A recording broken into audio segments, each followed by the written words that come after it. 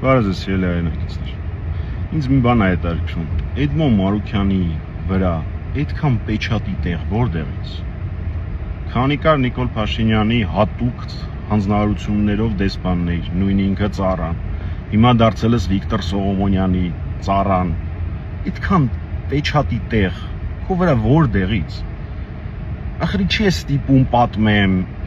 թե ոնց է իր ադրբեջանցիների մոտ փրփուրը բերանիդ պաշտպանում Արցախի հանձնումը Նիկոլ Փաշինյանին, ասում որ շատ հանճարեղ դիվանագիտություն է անում եւ այլն։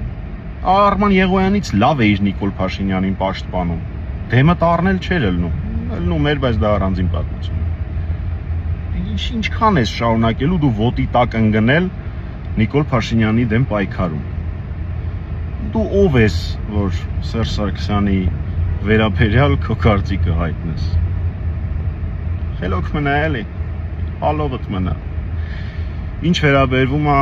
մնացյալ հրաշքներին, որոնք փորձում են առիթավորվել։ Քաղբանտարկյալ անազատության մեջ գտնվող Արմեն Աշոտյանը մի քանի շաբաթ առաջ գրել էր, որ քարոզարշավի ընթացքում մենք չենք թիրախավորում, չենք արձագանքում այն խայտարակ արշավին, որը ծավալվել էր մեր դեմ։ Հիմա այդ բոլոր հրաշքներին տեղեկացնում եմ, քարոզարշավը ավարտվել է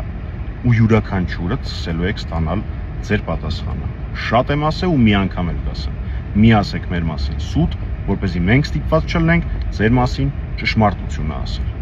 Ինչ վերաբերվում է Մարուքյանին, ինձ հետաքրքիր է, պահում Մարուքյան,